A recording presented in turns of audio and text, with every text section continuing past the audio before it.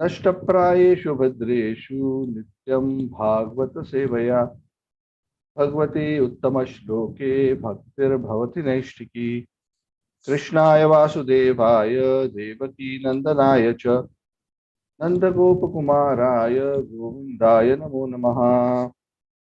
ओम अज्ञानतिमिरान्धस्य ज्ञानाञ्जनच्छलाकया चक्षुरुन्मिलितं येन तस्मै श्रीगुरवे नमः।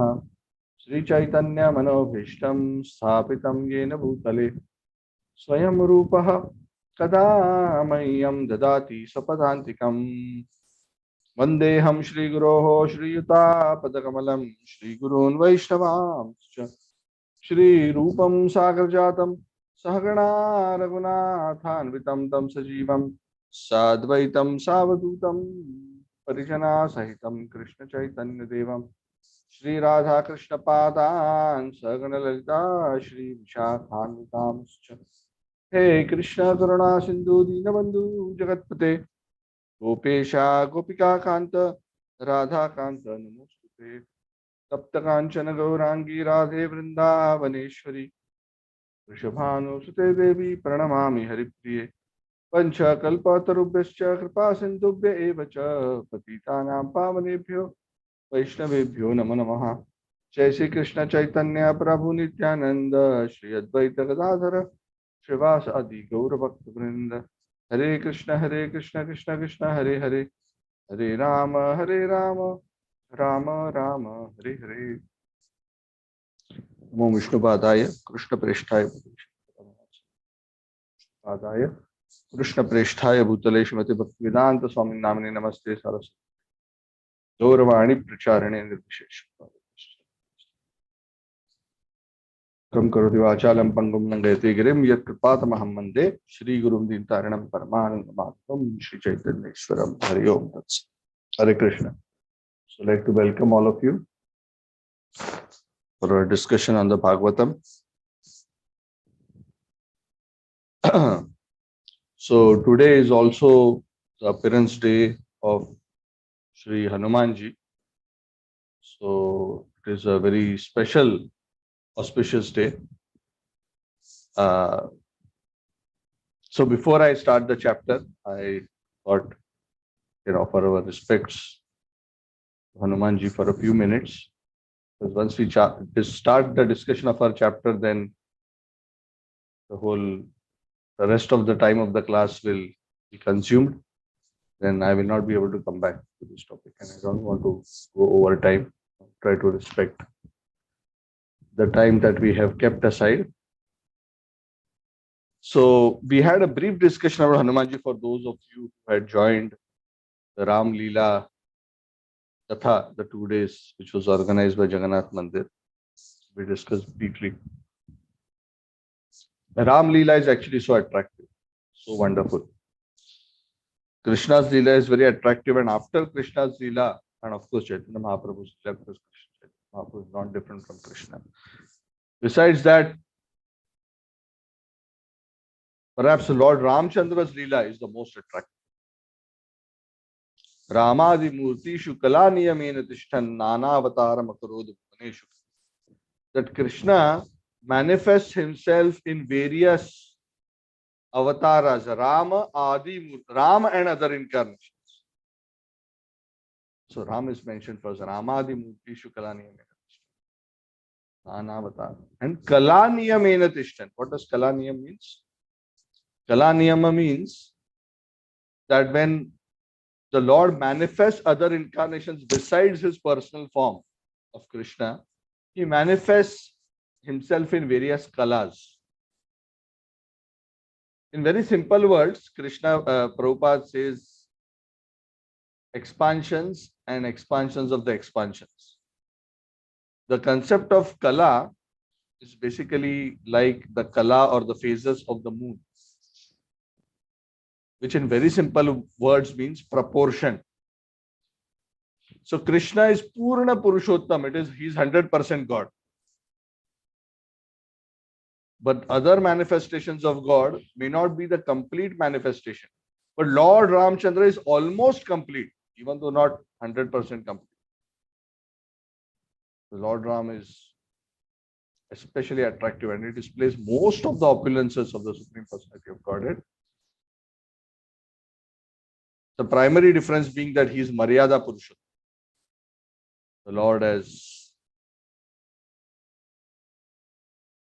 one who sets the examples of ideal behavior. Anyway, and amongst the various devotees of Lord Ramchandra, of course, we can also speak about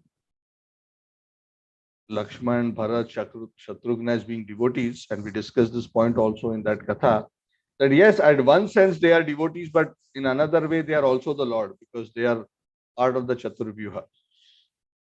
All four brothers, the Bhagavatam says, were incarnations of God.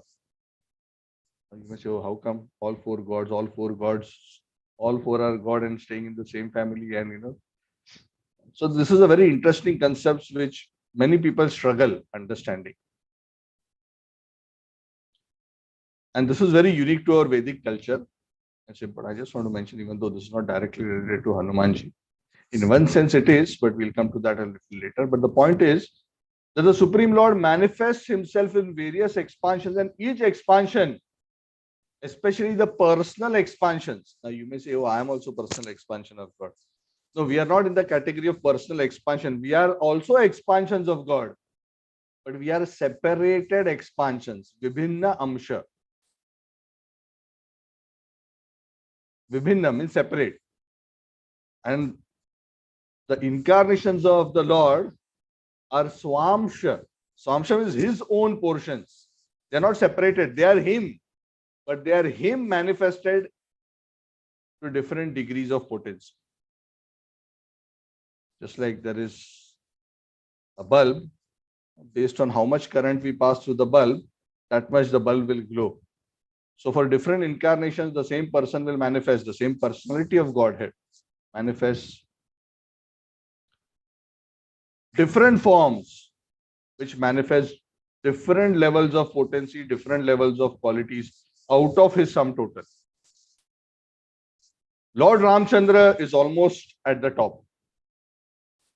That's why Lord Ramchandra's personality is so attractive. His personal beauty is so super excellent. Of course, in terms of person, ultimately both are, in the ultimate sense, the same person. But very interesting thing is that even amongst the various incarnations of the Lord, sometimes there is a relationship of servitude, where certain lower expansions serve the higher expansion in a master-servant relationship. So God Ram was served by God Lakshman and God Bharat and God Shatrugna. They were like in awe. For them, he is God, even though they themselves are God. Something very interesting. And that is why the Chaitanya Charitamrita makes a very interesting statement. It says, Ekale Ishvara Krishna Ara Sakala Bhritya. That ultimately, other than Krishna, everybody else is servant. Even the other incarnations are servants, even though they are God. Servants of whom, of course, not servants of us, but servants of Krishna. That's a very interesting concept. I just thought I will mention this because philosophically, this is an important understanding. We should not get confused. So even though he's the same person, when he manifests these various forms, these other forms also act as, they serve the cause of the original form. That's Krishna. That's very interesting. Anyway, I wanted to say a few other points, but then we'll get diverted into a totally different topic. So we want to come to Hanuman. So amongst the various great devotees, Hanuman is the topmost. Of course, Lakshman and Bharat are very, very extraordinary because they are Vishnu Tattva. But amongst those who are not directly God, the greatest devotee of Sri Ramachandra Bhagavan is Hanuman. Now we can go on and on and on about Hanuman for the rest of the class and we will not even touch a drop. But I just want to mention a few important characteristics. I love the personality of Hanuman like anything. It's so amazing. And why I like the personality of Hanuman is because for sadhakas like us who are at the stage of Vaidhi sadhana bhakti, the gopis of Vrindavan, the Vrindavan Basis, they are not sadhana bhaktas, they are ragatmika bhaktas. They are personalities who have developed deep attachment to Krishna and they are worshipping him and serving him with that deep attachment. We are not there. We are still doing sadhana. Sadhana means trying to love God. Very simple words. Every day trying. So it's a fake it till you make it. Using spiritual faith. Go on, trying. Act like you're a devotee, try to do, and because it is our original position, eventually that servant mentality gets activated. It takes time. The gopis of Vrindavan and others, they have a very different relationship. They can scold Krishna, jump on Krishna, embrace Krishna. So even though that they are our highest example of devotees, we cannot imitate them. So we want at our level, who are the devotees whose example is more relatable to us at our level. And of course, there are many wonderful examples. Dhruva is a wonderful example. Prahlad is a wonderful example. But I find amongst the various personalities, I personally feel Hanumanji is perhaps arguably one of the best examples. Now you may say, why Prabhuji? Why do you think Hanumanji is such a wonderful example?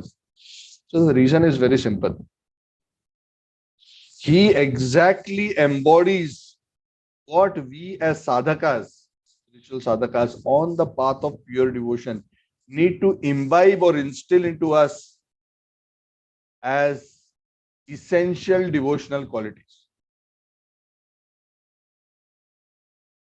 So what are those essential qualities? I want to discuss just 4 or 5. He has so many unlimited qualities, Hanumanji. But a few I want to speak for our purification. It's 3 or 4. One quality is that Hanumanji is always eager to serve Lord Ram in whatever way possible. Extremely eager to be engaged in service. He's like, for him, serving Ram is his life and soul. He cannot stay composed if he doesn't have seva. Srila Prabhupada would always tell us, especially for us, he would say either you are engaged in Krishna service or you are engaged in Maya service. There is no in between. So the moment we are not engaged in Krishna service, we are engaged in Maya service. So Hanumanji is the perfect example of always engaged. In fact, Hanumanji was so enthusiastic and from his heart to be wanting to serve Lord Ramchandra that he would be there all the time looking for opportunities to serve, and any opportunity he would grab it. He would grab it. And he was so expert at this that he practically took over almost all the sevas. So many other devotees, before they could get an opportunity, he would have already taken all the sevas. The Ayodhya Vasis became very concerned. This Hanuman is always there. And you can see Hanuman, how he is in that position, When you see Sita, Ram, Lakshman, Hanuman, Hanuman is not posing there like Sita, Ram, Lakshman are posing there like the regal family. Hanuman could have stood next to them also. I am also in the picture. Hanumanji is not interested in being in the picture. Have you noticed what Hanumanji is doing? Hanumanji is sitting near the feet of Sita, Ram, Lakshman on his knee, bending down with folded hands, looking at the Lord. What does that particular position mean? that particular position is symbolizing the state of his heart all the time. What is that state? Oh Lord, I am willing to be instructed. Please give me your instruction how I can serve you. My whole and soul goal in life is to engage in your service. I'm not interested in fanfare. I'm not interested in reward. I'm not interested in glory. My wealth is your service. My wealth is your love. And there are so many beautiful pastimes on this. And I'm not going to go into the pastimes because we do not have time. Otherwise, the whole class can discuss about this. So I'll just mention one because otherwise it will not be fair. In this regard, I'll mention one past. So it is said that Sita, Lakshman, Bharat, Shatrughna were so concerned when they came back to Ayodhya that Hanuman is there all the time. So they told Hanuman, Hanuman, we are having a conference amongst all of us and we are going to redistribute all the services related to Ramchandra so that we have a fair policy for everybody to get opportunity to serve. Because Hanuman couldn't really object because he couldn't say that, he owns exclusive, rights over the Lord. So anyway, they divided and they didn't include Hanuman in the discussions. They practically distributed everything amongst all the brothers. Hanumanji came, so what is my service? They said, oh, okay, right now we don't have anything for you.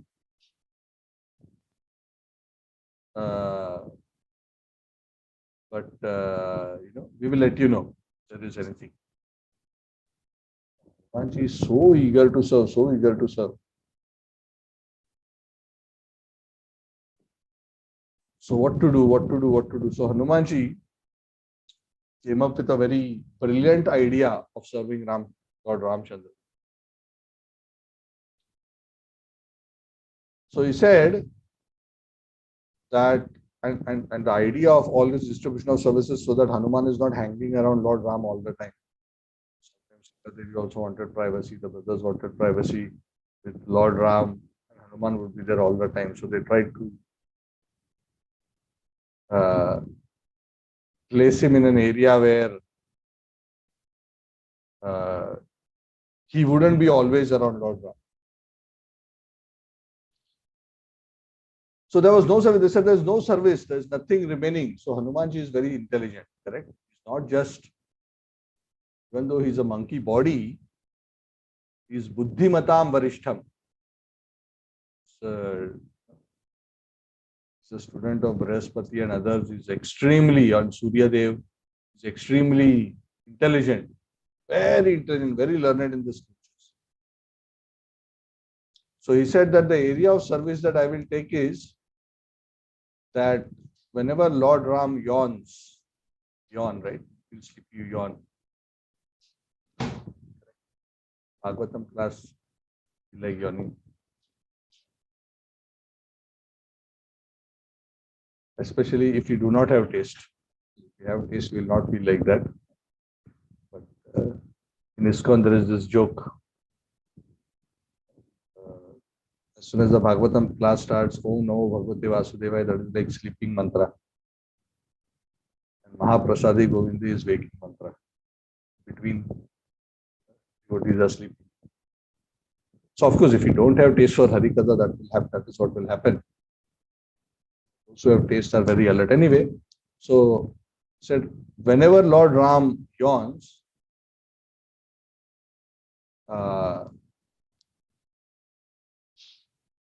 there must be somebody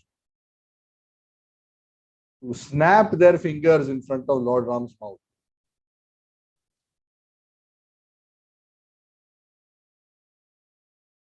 And there is a reason. The Vedas say that when somebody yawns, they should snap the finger. The snapping of the finger breaks the ether with that sound. Because it is said, when one yawns, he's opening up a subtle energy way for lower living entities to enter into his body. So it is considered inauspicious to yawn. So by breaking the ether like this, one prevents ghostly species and entities from entering one's body when one yawns. So he said, whenever Lord Ram will yawn, then I have to do this. So they said, okay, fine. You're happy with that service? No, yes. Do that. They are saying that that Hanuman is all the time next to Ram. Hey, what happened? Why are you here? No, I'm doing my service. What service you are doing? No, I'm supposed to snap like this. No? Yes, but Lord Ram is not yawning. But how do you know anytime he may yawn? Yawn can come anytime. So I have to be ready for my service. I have to be all the time next to Ram, even when Lord Ram is sleeping, because I don't know when he will yawn. So that is the character of Hanuman. So even when seva doesn't exist, he wants to create seva because he wants to be busy in serving the Lord. And the beauty of his seva and the reason why his seva is so pleasing is because his seva has all the aspects of pure devotional service that we speak about. Anya bilashita shunyam jnana karmadi anavritam anukulyena krishnanushilanam. Anukulam, first of all, he does it in a way which is very pleasing to the Lord. Whatever he does it in a way that is very pleasing to the Lord, and he does it without any desire for material motivation. Without any material desire, without even a desire for liberation. In fact, he says, I don't even want to go to Vaikuntha. I just want to be wherever Ram is there, I want to serve. That is his pure consciousness. So, in that way, his eagerness to serve and his example of being always engaged in the service of the Lord is extremely exemplary. So that is one reason, because that is the path that we also are aspiring for. So of course, Hanumanji is 100% engaged, maybe now at 1%, 2%, 5%, and we are gradually increasing our percent. We want to come to the point where we are always like this, like Hanuman. How can I serve you? Another very beautiful quality in the personality of Hanumanji is extreme humility, which is also a quality so important for sadhakas. Even though Hanumanji is so powerful, even though he is so intelligent, even though he is so close to Ram, he's extremely humble. He's never trying to take center stage, never trying to glorify himself, just doing what is necessary to be done and remaining in the corner. That's why he's just sitting down, folding his hands, so he doesn't come in the frame. Ram and Lakshman are standing sitting down. Doesn't want to be noticed. But the beauty is, whoever doesn't want to be noticed, Ram is noticing them. And those who want to be noticed, Lord Ram neglects them. This is the amazing thing about the Lord. The more we try to glorify ourselves in the eyes of the Lord, the lesser the Lord gives us any importance. So this quality of continuously serving and not expecting glorification is a very, very important quality that all of us sadhakas should aspire. And there's one more very important quality which I want to mention. Can anybody guess what that quality is? Very important for us sadhakas.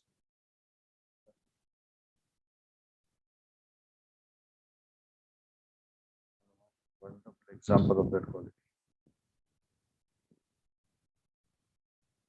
That quality is that Hanumanji is always attached, chanting the name of Ram. Hearing Ram Katha and chanting the name of Lord Ram. He's extremely attached to that. So he's also setting that example for us, how we should develop ourselves as sadhakas in our own consciousness. So this is our wealth, right, as sadhakas. Attachment to chanting the name, attachment to Hari Katha, attachment to serving the Lord and his devotees, and always being humble and selfless. Hanumanji is practically the epitome of this, and he has achieved such wonderful, great things in service of the Lord. And even though he is never expecting any glorification or reward, the Lord is always feeling so indebted to Hanumanji for his seva. And such immense sevas Hanumanji has. So let us offer our respects to this great personality. And this great personality is actually an expansion. He's also an incarnation, but he's not an incarnation of Lord Hari, but he's an incarnation of Lord Shiva. Hanumanji is one of the Rudras. He's the 11th Rudra. He's an incarnation of Lord Shiva who takes the position of a servant of Lord Ram. So he's very, very dear to Lord Ram, and he sets the most perfect example. So it is said, if one wants to develop devotion for Ram, it is very nice way to seek shelter of Hanumanji and pray to. In fact, nowadays there is so much politics going on around Hanuman Chalisa in India. For those who are aware of what is happening, I don't want to discuss the politics specifically, even though not that I'm against it, but something interesting is happening. But nonetheless, if any of you have read or studied Hanuman Chalisa is a very beautiful 40 verses glorifying the beautiful qualities of Hanumanji, and all those qualities and glories of Hanumanji are in connection to Lord Ramchandra and his seva to Ramchandra. And the fruit of pleasing Hanuman in that Chalisa is mentioned that you will get pure devotion for Ram and attain the abode of Lord Ram. So when we approach Hanuman, sometimes some people who are foolish that they approach Hanuman and they say, Hanumanji, give me a good girlfriend, give me a good wife. Hanumanji is brahmachari, why will he be interested in these kind of requests? Or some people worship Hanuman in the gym. Hanuman is such muscular body, I also want to develop muscular. Of course, we have no complaint against muscular body. It's fine to have a healthy, strong body. But the point is, what is the purpose of that strong body? Hanumanji did not have that body so that he can post pictures on Instagram and Facebook to show others, or display his six packs or take off his shirt in movies. All his strength specifically for the purpose of serving Ram. In fact, the pastimes of Ramayana, Hanumanji had forgotten about all his powers until Jambavan reminds him when the time is right for him to manifest his powers in the service of Sri Ram. This happens just before he jumps from the southern tip of India to Lanka. Jambavan reminds him that, Hanuman, you are not what you think you are. You are very powerful and you have great potencies. Then he remembers all the benedictions he received as a very young boy. So Hanumanji is a very, very extraordinary personality, and when we pray to him, we should pray to him for what he is most happy to give. He is most capable as well as most happy to give, and that is devotion to Ram. So let us pray to him that we can imbibe the qualities that he represents, especially the ones we discussed today. Taste for Harinam and Harikatha, desire to be engaged as much as possible in the service of the Lord and his devotees, to always remain humble, be extremely selfless in one's desire to serve the Lord.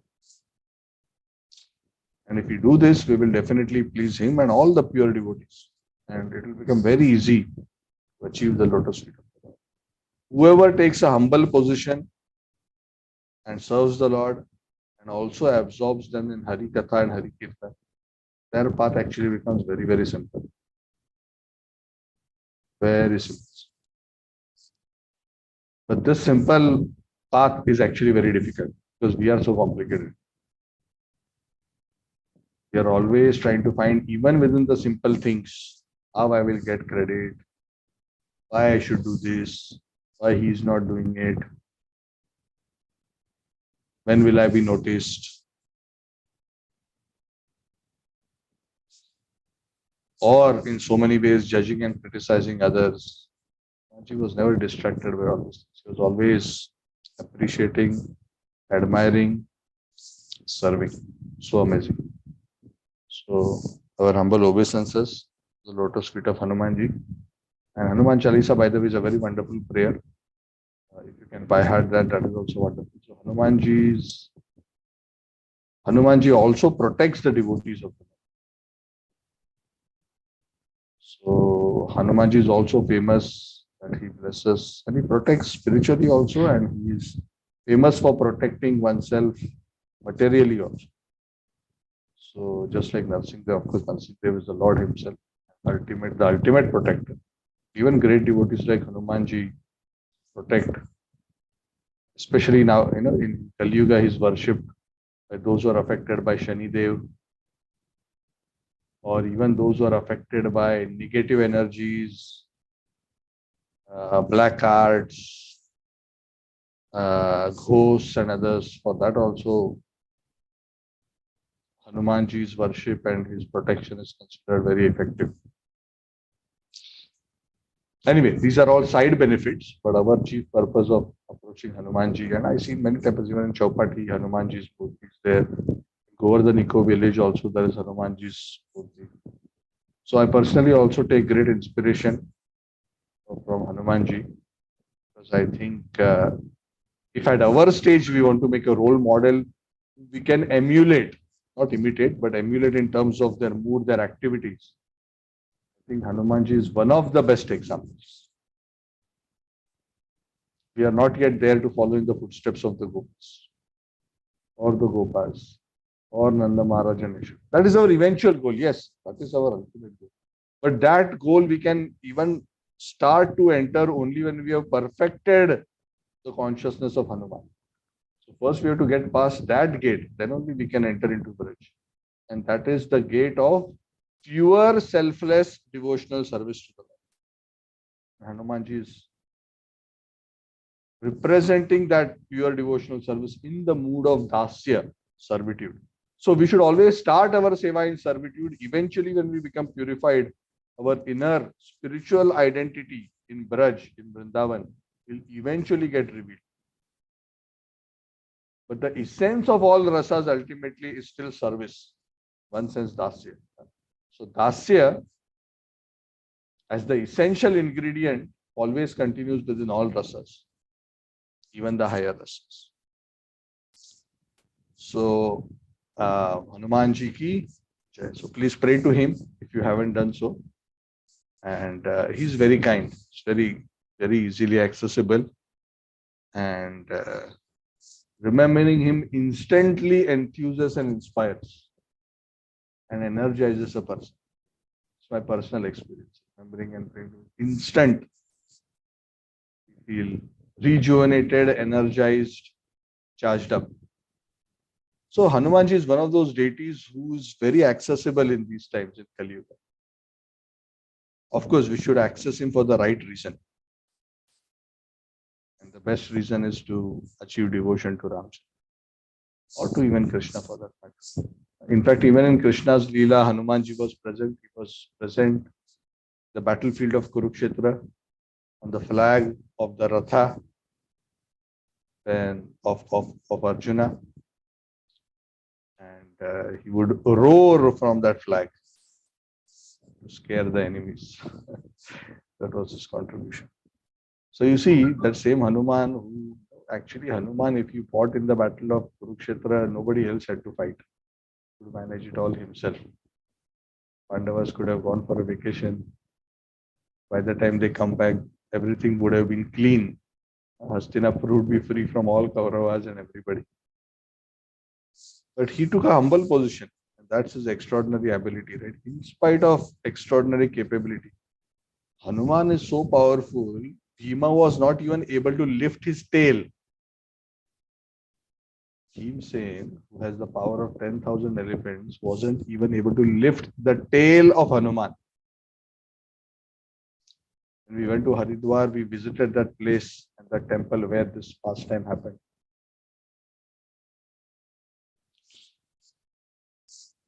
And that Hanumanji, all he did was sit on the flag, and occasionally he would roar. So it was, whatever the Lord wants. This time the Lord wants to give credit to Arjun. So let Arjun do the credit. I will just sit here and do service in the way that is pleasing to the Lord. This time the Lord doesn't want me to do big things. Just be around and be a supporter, like a cheerleader, he will shout, roar from the flag. Because cheerleaders, cheer, here he would roar. When he would roar, the Kauravas and the army would tremble. So Hanumanji's roaring is very, very powerful. Anyway, but he took that very simple position. Just like Krishna himself took such a simple position. Glorify his devotees. Okay, so we will, that's a little bit on Hanumanji. So I want to come to our continuation of the discussion of Bhagavatam. So we are entering actually chapter 13. We have discussed the pastime of Dhruva up to the point that Dhruva Maharaj goes back to Godhead. At the end of the 12th chapter, Maitreya Muni mentions to the Prachetas, mentions to Vidura that Narad Muni described these glories of Dhruva in front of the Prachetas who are performing austerities and sacrifices.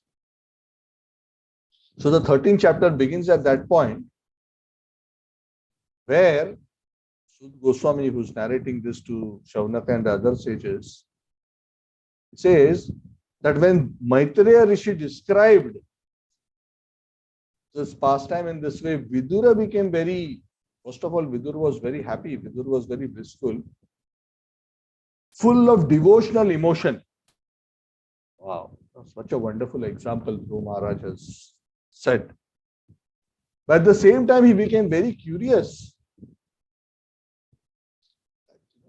There was a mention in passing about the Prachetas. So he was asked Maitreya, who are these Prachetas that you just mentioned that Narad Muni was describing Dhruva's glories to them?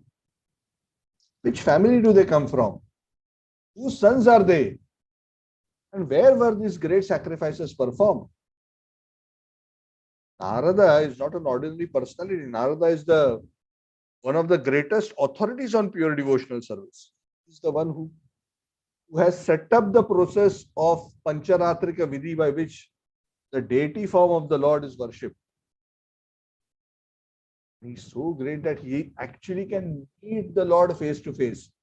Nobody else has a visa to enter Vaikuntha at will. He can just enter Vaikuntha. He has such a transcendental body that body can travel across material and spiritual universes, which nobody else has. That is the character of Narada.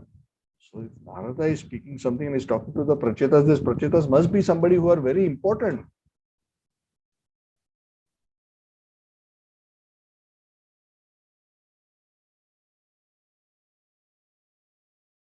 So in that assembly that you described just now, please tell me, answer to me about Prachetas and their identity. And what else was discussed there? Because if two great devotees are coming together, then definitely a lot of wonderful Harikatha must have happened. So you see, across the Bhagavatam, this is something very interesting.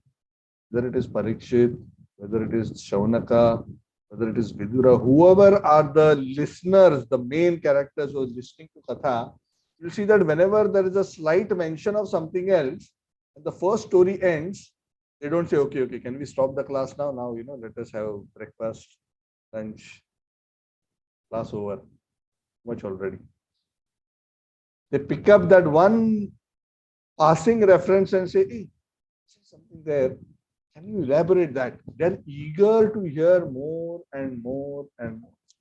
Vayam tu na vitrupyam uttama shloka vikrame yat shravatam rasadnyanam swadu swadu pade. Go on and on and on because this is so tasty. This is so nice.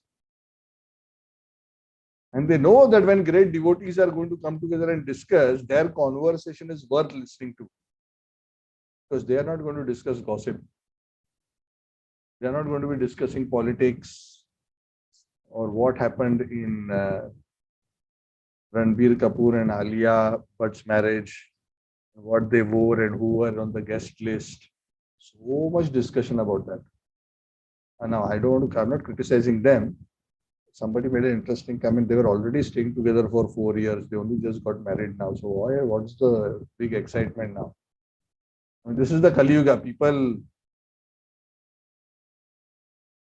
stay like married for many years and then they get married. It's the excitement. Anyway, but the point is that people who are materially attached are so attracted to so many other areas or topics of discussion. But devotees are not interested in those topics. And the Bhagavatam says those topics or places where such topics are discussed are like pilgrimage place for crows. Vayasa Tirtham. And the Hamsas, the swans, do not go to the Vayasa Tirtha. The swans want to extract the milk from the water, only the essence. They're only interested in Harikatha. So wherever Harikatha is going on, they're eager. So whenever great hearers of the Bhagavatam, when they hear something which has the potential of revealing more about the glories of the Lord and the glories of his devotees and the pastimes, they ask. So he says, what was Narad Muni? First tell me about Prachetas. Also tell me in that assembly, if he was mentioning about Dhruva, must be that he has spoken so many other things. Please tell me how Narad Muni glorified the Supreme Personality of Godhead and what all pastimes were described. I am very eager to hear all of this. Please explain about this fully. Don't do shortcut. Don't just give me a list. He described this. No, I don't want bullet point answer. I want detailed explanation. I have all the time. No worries. So, the great sage Maitreya was very, very pleased. And he continued to describe what Narad Muni had described to the Prachetas. And the pastimes that he describes are actually a continuation because the Prachetas and others are coming actually as descendants of Dhruva. And Narad Muni is speaking to the Prachetas as your ancestor Dhruva. This is what had happened. So he is now narrating how the descendants of Dhruva, who were those descendants, and especially the distinguished ones, who were they, what were their extraordinary achievements, and especially those ones which had beautiful lessons for us to learn, especially in the context of devotional service. So he starts describing, and he starts by saying that Dhruva, after Dhruva Maharaj went back to Godhead, technically we would expect that his son, his eldest son, his name was Utkala. Utkal, by the way, is then, Orissa is known as Utkal, Utkala Desha. I do not know whether there is any connection. Perhaps not also, I do not know. But his name was Utkala, the eldest son of Dhruva. And actually, this eldest son, normally we would have expected the eldest son to take over as the king. But Vidura explains to Maitreya explains to Vidura that Narad Muni explained to the Prachetas that this son Utkala, the eldest son of Dhruva Maharaj was actually a very, very advanced devotee of the Lord. He was fully a self-satisfied, self-realized spiritual soul, detached from everything of this world. He had the perfect spiritual vision where he could see everything in connection with the Lord. He could see the Lord present in everything and everything present in the Lord. We have been discussing this again and again. He had that perfect vision. Already a liberated soul. He attained freedom from material suffering, what we call as nirvana. Nirvana means freedom from material suffering. He was always situated in a very blissful state. And because he was so advanced in spiritual consciousness, actually Utkal, even though in all other ways he was very qualified, by virtue of his devotional service, he was so satisfied in that consciousness that he had no inclination for the kingdom. All he had to do is just accept the kingdom. He was practically going to be the ruler of the planet. He was so detached that Utkal actually would act as if he was a dumb, less intelligent person. He would pretend to be dumb, foolish, sometimes, appear to be blind, deaf, dumb, and mad. Even though he was not actually like that. Why he was doing like that? Because he didn't want to be bothered by all these material affairs. If you recollect in the pastimes of Bharat Maharaj, when Bharat Maharaj became a deer in his next life and the life after that he became Jada Bharat, he did something very similar.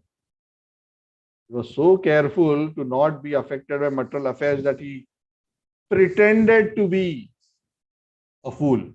Jada. Jada means a dumb person. So because he always posed him like that, people actually believed that he was actually not so qualified. He was actually dumb. So instead of appointing Utkala as the king, the ministers and all the seniors in the kingdom got together and they thought that it is better to appoint Utkala's younger brother, whose name is Vatsara, who was the son of Dhruva's wife by the name Brahmi, that he should become the king after Dhruva. And so it happened. Which means instead of Utkala, Vatsara became the king of the kingdom after Dhruva Maharaj. And then the Bhagavatam goes on to describe the various descendants of Vatsara. Of course, needless to say, Utkala attained the supreme destination because he was peaceful. Upashantatma, Nissanga, he was detached. Samadarshana, he was equipoised. Dadarsha Loke Vitatam, he saw the Supreme Lord in all the jivas, and so on and so forth. He was actually such a wonderful example of a saintly person. So Vatsara, he got married to Swarvithi, and he had two sons, it is said, Pushparna and Tigmaketu. And also his wife was Swarvithi, and she gave birth to 6 sons. Sorry, not 2 sons. 6 sons, whose names was Pushparna, Tigmaketu, Isha, Urja, Vasu, and Jaya. Out of these, Pushparna, whom I'm assuming is the eldest, himself had 2 wives, Prabha and Dosha. Prabha had 3 sons, Pratar, Madhyadinam, and Sayam. Morning, afternoon, evening. Interesting names of sons. Pratar means early morning, Madhyadinam means middle of the day, and Sayam means evening. So Prabha and Dosha had, Prabha had 3 sons. Prabha and Dosha both were wives of Pushpa. Dosha had 3 sons, Pradosha, Nishita, and Vyusta. Vyusta had a wife by the name Pushkarini, and she gave birth to a very powerful son by the name Sarvateja. Sarvateja had a wife by the name Akuti, who gave birth to a son called Chakshusha. Now, this name Chakshusha is a very famous personality because Chakshusha is the name of a Manvantara. The sixth Manu, the current Manvantara is the eighth Manvantara. The sixth Manvantara is known as Chakshusha Manvantara. So he was the Manu of the Chakshusha Manvantara. So this means the pastime of Dhruva must have happened so long ago, isn't it? Swayambhu Manu is the first Manvantara. We are in the eighth Manvantara. And amongst the descendants of Dhruva, one of them was Chakshusha. Eventually, not immediately, eventually became the sixth.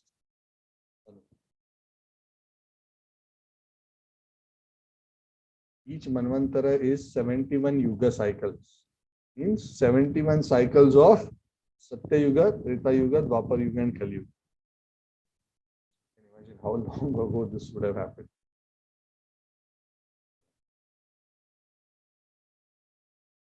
So these descendants continue. Many other descendants are mentioned. I'll quickly go through them. Prabhupada and the Acharyas say that it is purifying even to hear the names, even though there are not many pastimes mentioned, because these are in connection with the Lord. It's purifying to hear the names of these personalities also. So I will not skip them. So Sarvateja's wife Akuti gave birth to Chakshusha. We discussed this. Chakshusha Manu had a wife known as Nadvala, who gave birth to very extraordinarily pure sons. Now, these are very interesting personalities, some of whose names you must have heard.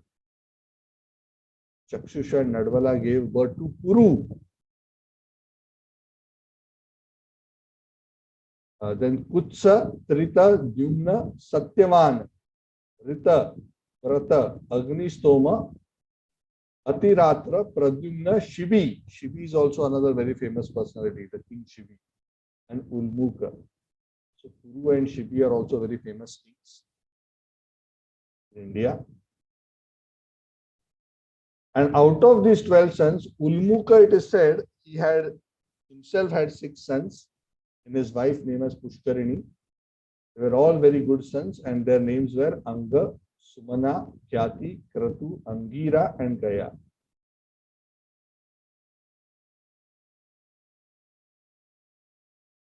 Amongst these sons, now this Anga is a very important personality because now he's going to speak about Anga. He says that out of the sons of Ulmuka and Pushkarini, this eldest one, Anga,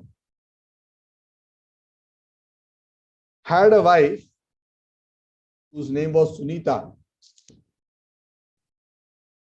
She gave birth to a son by the name of Vena. And then it is mentioned that this Vena was a very crooked fellow. Very interesting. All this while, all saintly generations. How many? At least 5-6 generations are mentioned, right? Vatsara, Pushparna, Vitsa, Sarvateja, Chakshusha, Ulmuka, Anga. 1, 2, 3, 4, 5, 6, 7th generation is Anga. And all these are wonderful. And the 8th generation after Dhruva, his name was Vena. And he was such a notorious character, the Bhagavatam mentions, the son of Anga and Sunita, that King Anga was so disappointed with him, with Vena's bad character, that actually Anga left the home and kingdom and went to the forest without telling anybody. The father was so disappointed with the bad nature of the son, and in this case the father was the king. He gave up the kingdom, he gave up the family also, and he went to the forest. I don't want to do anything.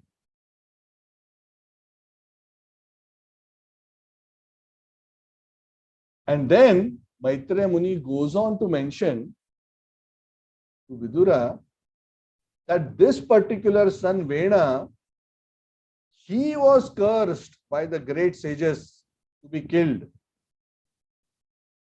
And when the sages became angry and Vena died, there were no proper king to rule the kingdom, and hence the kingdom was put into disarray. A lot of rogues and thieves became active, because whenever there is no powerful king, a dharmic king, then the rogues become active. This is a very peculiar characteristic of Kali Yuga also. In Kali Yuga, our problem is that not that there is no king, but the king himself is the rogue in many cases. That is why the king and others get together and loot the kingdom. That is the story of most politicians. I'm not saying everybody is like that. That is the story of most politicians. So where actually there can be happiness and peace and prosperity for everybody, will suffer because of this kind of thieves ruling countries. And when this happened, Vidura is mentioning, Vidura is being told by Maitreya Muni that the Brahmanas churned the right hand of Vena, and they churned, and from their churning, a very special personality known as King Prithu, is a partial expansion of the Supreme Personality of Godhead Vishnu, was born, and he became the first proper emperor of the world, the first official Raja.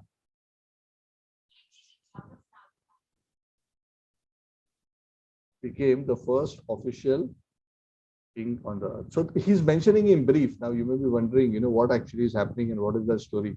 And all of this will be explained in great detail in the coming chapters, but he's just summarizing. So when he heard all this, Viduraji suddenly became very inquisitive. Right? What is this? Suddenly everything was wonderful. Then Anga gave birth to Vena and the whole thing went for a toss. He was notorious. What actually happened? I want to know. Please tell me all this in detail. Anga was actually such a great soul. He was a saintly personality. He was ruling properly and he was a lover of Brahmins and he was doing everything wonderful. How come he had such a bad son like Vena? How is it possible? The father was so saintly. How was Vena born to him? And Brahmanas are generally known to be peaceful and very non-violent. What could have happened that Brahmanas became so angry that Brahmanas killed a Kshatriya king like Vena? That is very unusual. Brahmanas usually don't kill. Actually, Kshatriyas protect Brahmanas. Yet the Brahmanas killed a Kshatriya. So it's a very unusual situation. So please, Maitreya Muni, please, don't wrap up the story in 2 verses. I'm interested in detail. Please expand the story in great detail. So from there onwards, Maitreya Muni actually starts describing in detail the story of King Anga and how Anga, what he did, what is the background, how Vena was born and what is his background and what happened and led to the events of Vena being killed and finally Prithu Maharaj manifested. So that's the story which is going to continue into the next few chapters. The next few chapters are answering the question that has been asked in the middle of this chapter. So I'm going to pause here because we are roughly halfway through the chapter, 24 verses out of 49 we have done. And we'll continue the story, and we have reached the right point where the story of King Anga is going to just about start. So a lot of interesting pastimes, and the rest of the 4th canto is essentially these descendants and their stories. So a lot of beautiful lessons here. So the next chapter after this, of course, we'll continue this chapter the next time, is the story of King Vena. That is the 14th chapter. Then 15th chapter is the appearance of King Prithu. It's the story of Prithu. And then there are 4 or 5 chapters which discuss about King Prithu, because King Prithu is himself an incarnation of the Lord. So he is a very, very extraordinary personality. His activities, his character, his pastimes, especially interesting amongst those pastimes are how he ruled the earth, how he performed the 100 Ashwamedha Yajnas, actually 99 to be precise. And for the 100th one, how he had a clash with Indra. And, how all those very interesting episodes happened. And that goes on for many, many chapters.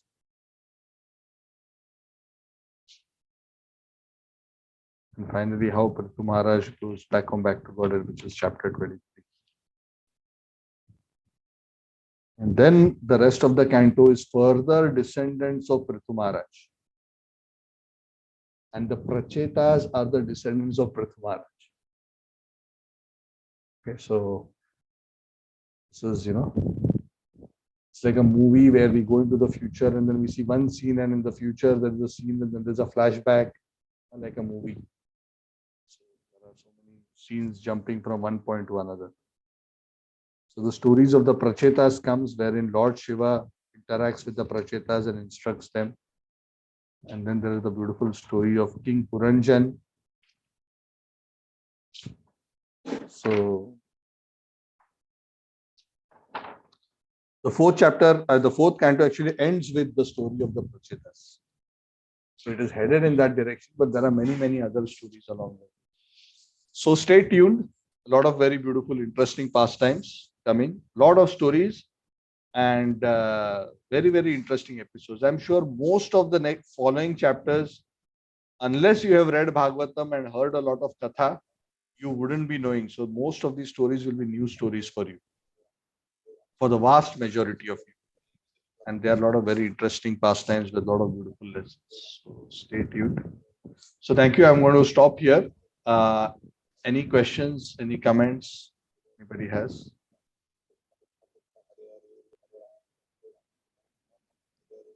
Hare Krishna, Prabhuji.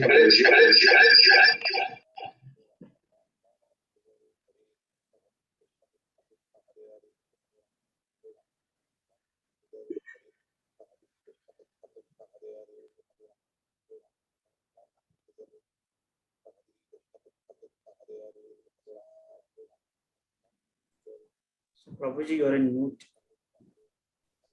Sorry, I was saying that whoever is speaking, if it is echoing, it's because multiple devices on your side are on. So you have to mute all devices except the one you are speaking. Yeah, you can ask the question.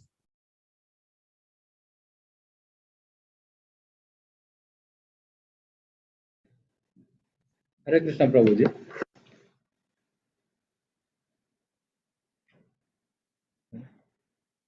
Yeah, you can ask the question. I can hear. Yeah, can you hear me, Prabhuji? Yeah. Now it is audible. Yeah, actually, in the Ramayana, I saw one of the picture like Ram was praying to Shiva. So, just can you please elaborate on that? In one of the pictures.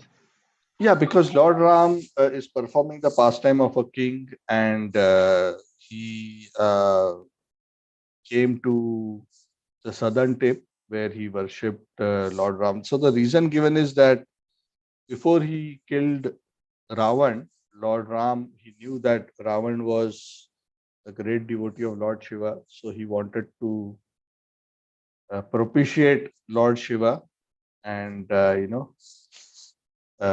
make sure, because he has a special relationship with Lord Shiva. Of course, Lord Shiva is actually the worshipper of Lord Ram, and he's changed the name of Lord Ram. But because Lord Ram is playing the role of a devotee in the sense, a human being, an ideal human being, he would do. So all great personalities, even incarnations, when they play a particular role, they will also themselves engage in various Deva Puja also as a part of whatever is appropriate from a rituals perspective in that particular situation. So, whether it's Krishna or Rama, for example, Lord Ram is in Surya Vamsha, correct? So he definitely worships Surya. Is it necessary for him to worship Surya? No. Surya is just one of the eyes of the universal form of the Lord. So Ram is obviously above Surya. But as a king, because he has appeared in that descendant, as a descendant of the Surya Vamsha, and because he's setting the right example. So when the incarnation comes, they set the right example. They honor and respect the devatas. So at that particular time, why Lord Ram worshipped Shiva is for the reason I mentioned. He wanted to establish Lord Shiva's Murti there at Rameshwaram. And he wanted to take his permission. There are many stories around that, but that is the basic point. And the great souls explain that the meaning of the name Rameshwara, some people think that Rameshwar, Shiva's name Rameshwar means Ramasya Ishvara, the Lord of Ram. But actually the word Rameshwara doesn't mean Ramasya Ishvara, it means Ramaha Ishvaraha Yasya Saha. It is a Bahuvrihi Samas, not a Shashti Tatpurush Samas. So those are familiar with Sanskrit will understand this, but what it means is he whose Lord is Ram. So Lord Shiva is he, where Lord Shiva is actually the devotee. And even Parvati is very surprised. Parvati knows that Lord Shiva is always chanting Ram's name, and Parvati is surprised how come Ram is worshipping Shiva here. So she asks, you are saying he's your boss, but he's treating you as boss. So I am confused. So Lord Shiva explains, that the Lord, performing the pastime as Maryada Purushottam. He's playing particular roles. So the Lord does various things in various ways. The Lord would even touch the feet of Yudhishthir because Yudhishthir is elder brother. Correct? I'm talking about Krishna. Touch. So some of the activities that they do are to set the right example of behavior within one society.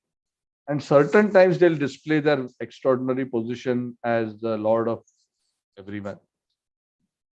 And that Krishna did time to time. Generally, Ramchandra was more careful in terms of following the Maryada, even more than Krishna, because he wanted to establish his position as Maryada. So, yes, Lord Shiva is a great devotee of Ram. That is our understanding. And it is the Lord's pastime to worship Lord Shiva there. Yeah, thank you, Prabhuji. Hare Krishna. Hare Krishna. So devotees never criticize Lord Shiva. Should never criticize Shiva or minimize Lord Shiva. Lord Shiva is an incarnation of the Lord and is very dear to Vishnu. So even like we discussed, right? Even Lakshman and Bharat are incarnations. So is Lord Shiva. But Lord Shiva, of course, is in a different category. He's not in the Swamsha category, but he's in his own tattva of Shambhu. It's a very special personality. And Lord Vishnu and Lord Hari and Hara have a very special intimate relationship. So, sometimes in our enthusiasm to glorify one, we should be careful not to criticize the other, then we will hurt ourselves spiritually. I'm not saying, I'm just making this point in a general sense. Of course, I don't think you hinted that in any way. But I'm just saying that, as devotees, we should be very careful. The scriptures are very clear. Those Vaishnavas who criticize Lord Shiva and those Shaivites who criticize Lord Vishnu both go to hell. But of course, we understand based on Gita and Bhagavad that Krishna is the complete manifestation of the Supreme God. We accept Lord Shiva as Ishvara. We know his position as Mahesha, as Shambhu, who is a very special manifestation for a very specific purpose. So we don't confuse between the two, but at the same time, we don't criticize him either. Any other point anybody wants to bring up or mention?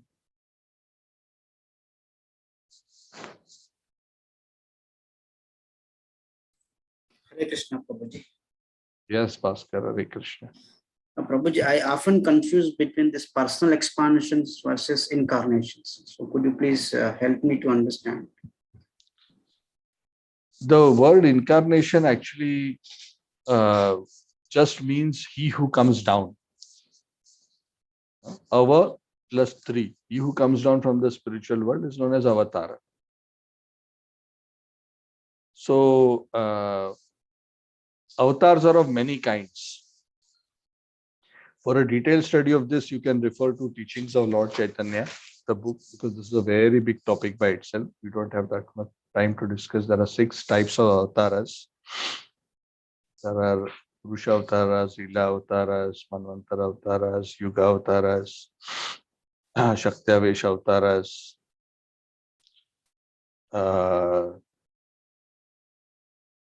and Purusha avatars, the 6 categories who come down into this world.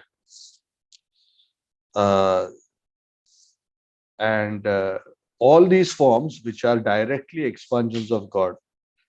So, not all of these incarnations are necessarily directly God themselves. There are some categories who are empowered, like Manvantara avatars are empowered. Shakti avatars are jivas who are empowered by a specific power of the Lord. But those who are directly the Lord themselves, other than the 3 Vishnus, who are manifested specifically for the purpose of material manifestation, the Purusha avatars, all other avatars, mainly the Leela avatars and also the Yuga avatars, actually are eternally present in the spiritual world. Each form of the Lord has his own Vaikuntha planet. Each form. Ram has his own planet. Narasimha has his own planet. Varaha has his own planet. All these forms of the Lord are eternally existing in the spiritual world. So all these forms are considered expansions of the Lord. So there is technically 2 terms. There is Kala and Amsha. Kala is an expansion. Kala is a bigger expansion, bigger potency of God, and Amsha means the smaller potency of God. But all of them are God in various powers. So there is, just like you have a 100-watt lamp, 80-watt lamp, 70-watt lamp, 20-watt lamp, 18-watt, 5-watt, 1-watt, very dim. In everything there is electricity, same electricity, but it manifests different extent of power based on the lamp design. So all these forms are different forms. So the Shastras give an example. The Brahma Samhita gives an example. Deeparchireva. Just like one lamp is lighting other lamps. There is one original candle, Krishna, who's lighting all other candles. So all are lamps and all are lit. So they are all God, but still there is an original. And that original is Krishna. So God can simultaneously be manifested as various personalities, but at the end, they are all that one supreme person who manifests different forms to different extents of potency and different extent of spiritual qualities. So in those forms, they manifest qualities and power up to that level. Correct. And the simple reason is sometimes for some purposes, the Lord doesn't need to manifest full power because he's coming for a particular purpose. Correct. For example, a government may have all kinds of weapons, but when they are going to catch a particular thief, they may just use a simple pistol to try to counteract them, or a gun. They are not going to bring a tank or a missile or an aircraft carrier to catch a thief or a dacoit. So even though they have full potency, they will not manifest that potency because that situation doesn't require that potency to be manifested. You understand? So similarly, the Lord manifests various incarnations, and based on the specific need of that incarnation manifests a particular degree of potency, and this is measured in Kala and Amshas. So Krishna is said to have 16 Kalas in full, and different other incarnations have portions of the kalas. Some say Lord Ramchandra has 14 kalas out of 16. Some say he had 12. I do not know how many exactly he has. Unless Valmiki Ramayana mentions it. But some other incarnations have fewer kalas. And some are a very small portion. So they are amsha. They are either amsha of a kala or they are amsha of an amsha. That means very, very minute power. So how many such expansions are there? Unlimited. But as long as they are God, they are Vishnu Tattva, they are all have their abodes in the spiritual world on different planets. Yeah, are you able to follow, Bhaskar Prabhu, what I'm explaining? Yes, Prabhu, but still I'm getting confused. But what is the example for this personal expansion, Prabhuji? So can we say all? The first personal expansion of the Lord is Balaram. Okay, Krishna expands into Balaram. Yeah. And Balaram has a personal expansion. And Balaram, expands into the Chaturvyuha. Sankarshan, Aniruddha, the Maha Sankarshan, Maha Aniruddha, Maha Pradyumna, and Maha Sankarshan, Vasudeva, Aniruddha, Sankarshan, and Pradyumna, the four, all Maha, the first Chaturvyuha expansion. Then from them, Lord Narayan comes. That is another personal expansion. From that expansion, another Chaturvyuha comes. Sankarshan, Aniruddha, Pradyumna, Vasudeva. From that Sankarshan, Mahavishnu comes. From that Mahavishnu, Garbhodakshay Vishnu comes. How many Garbhodakshay Vishnu? One for each universe. How many universes are there? Unlimited. So if you go on counting like that, this is just one sequence I'm giving. There are millions and millions of. So these are expansions of the expansions of the expansions. This is what it means, expansion. Expansion means from one form of the Lord, another form comes. From that form, another form. So just like the example is given, you have one candle, it lights another. Once it lights another candle, that candle can light another candle. Then the third lighted candle can light another candle. So expansion of the expansion of the expansion, like that. But what is the degree of the expansion? Is it equal in power? Is it reduced power? Generally, it is a reduction in power. That's the general principle. There are special expansions which are equal in power. But that's the Prakash, Vaibhav Prakash and Swayam Prakash of Krishna. But I don't want to confuse you with that topic. If you want to understand this topic in great detail, you should read teachings of Lord Chaitanya. It is possible. For example, when Krishna is performing Ras Leela, he is expanding with each group, correct? Not 16, whatever number of gopis, with each gopi Krishna is present. So what expansion is that? So that is his Swayam Prakash, which means he has expanded himself, but all are exactly same. So there is no diminishing in power. They are all exactly the same. You understand? Yeah. That is also personal expansion. But that is known as Swayam Prakash. That's in a different category. But generally, the expansions are partial expansions. And partial of the partial, it goes on and on and on. But we are not partial expansion. We are separated expansions.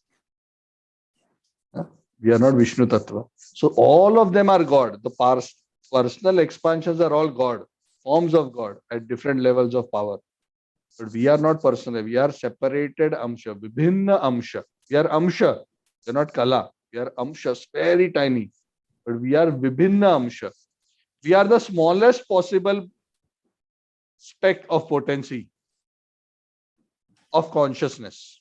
What is Atma? Atma is Anu. Chit Karn.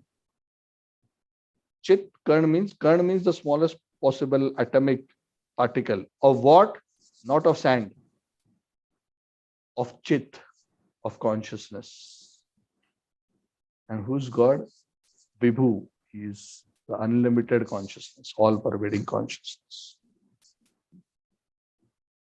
And in that all-pervading consciousness, there are different levels of manifestation of potencies in different forms.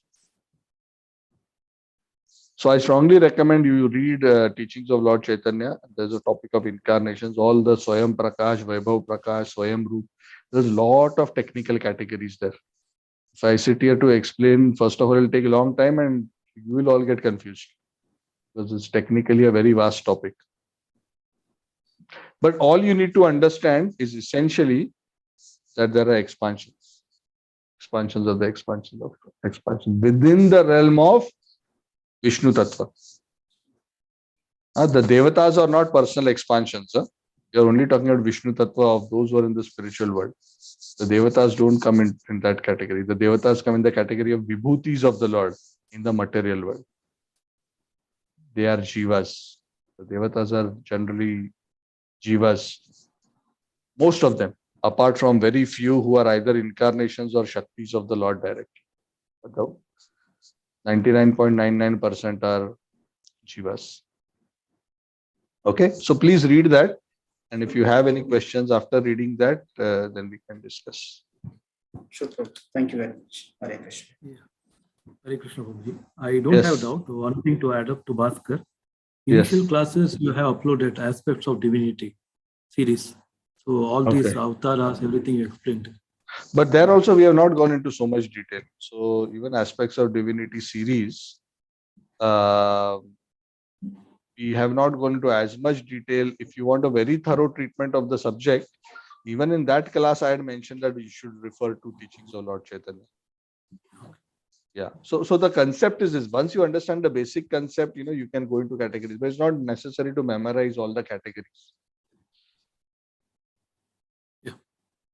Got it, Prabhuji.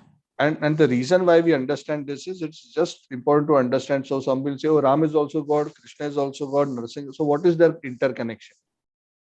So this is the basic concept, that there is an original God, 100%, which is Purna Purushottam Krishna.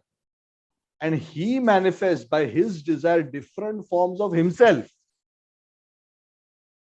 But they are different levels of manifestation of his power. That is the principle. Okay, that's as simple as you can put it. Got it, Prabhuji. Thank you. Hare Krishna. Okay. Anything else? Okay. So thank you all very much. I'll see you on Wednesday. We will hopefully conclude chapter 17. Yes, we should be able to conclude chapter 17. Okay. Thank you very much. Granthara Srimad Bhagavatam ki jai. Hanumanji ki jai. Sri Ramachandra Bhagavan. Jai. Thank you. Krishna Prabhuji. Hare Krishna Prabhuji. Hare Krishna. Thank you all Prabhuji. for Hare giving your darshan. Thank you, Amit. Hare Krishna. Shraddha ji, thank you. Hare Krishna. Hari Bol, Mihira, Aditi, thank you. Hare Krishna Prabhu. Yes, Sachi Prema Mataji, thank you very much. Ravi, Renuka, Ashwin, thank you. Anand Sundari Mataji. Bhaskar, very nice. You're going every Sunday to temple? Yes, Prabhu. Yes, Prabhuji. Yeah. Okay, very good, very good. Shraddha ji, nice to see you. Sridhar ji's family always exemplary. Suraj also, Suraj and Shalini also. Sini ji, Hare Krishna to you also. Hare Krishna Prabhu. So you got your Bhagavad Gita finally. Yes, I got many things from that store. So you have your Japa Mala and you have your bead bag also now? I already have. I bought one Oh, you for had Rishikesh. I very good. got one for Rishikesh. Is he next to you, Rishikesh? He just went. Okay. Went down. Okay, no problem. So he's also chanting? Yeah, somehow. On and off. It's okay. On and off. Yeah, he's here. Hare Krishna, Rishikesh. Krishna Prabhuji. Hari Bol. So I heard you have a new Japa beads and Japa bag for you. Yes, Prabhuji. Okay, so you sit with your mother and chant every day in front of Krishna's picture. Okay? Okay, Prabhuji. Yes. I tried to enroll in a Mayapur. One class was there, but he couldn't be accommodated because the timing clashes with Indian. Yeah, so I have to see. They will see. I see. Yeah. There are a lot of children's Bhagavatam series also nowadays coming up. Yeah. He's there in Bhagavatam series. Just joined. Yeah, yeah. I think they will start more. I think I heard it was quite popular. So Yeah. I think there'll be many more coming. So that will be nice for him. Yes, I, yes. I'm actually so amazed. All these children. I mean, not just him, but so many children. They're attending our classes. Yeah. I don't know how they're able to relate to me, but it's very amazing. Yeah. I'm so happy to serve all these wonderful souls. Yes, Prabhuji. We are very thankful to you. Yes. I'm very thankful that you are giving me opportunity. Rishikesh, thank you very much. So keep chanting, okay? And keep attending. Thank you. Go, you can go and play now. Hare Krishna. Thank you. Thank you, everyone. Okay, I will see you, Archana ji also. Sapna ji, thank you. Hare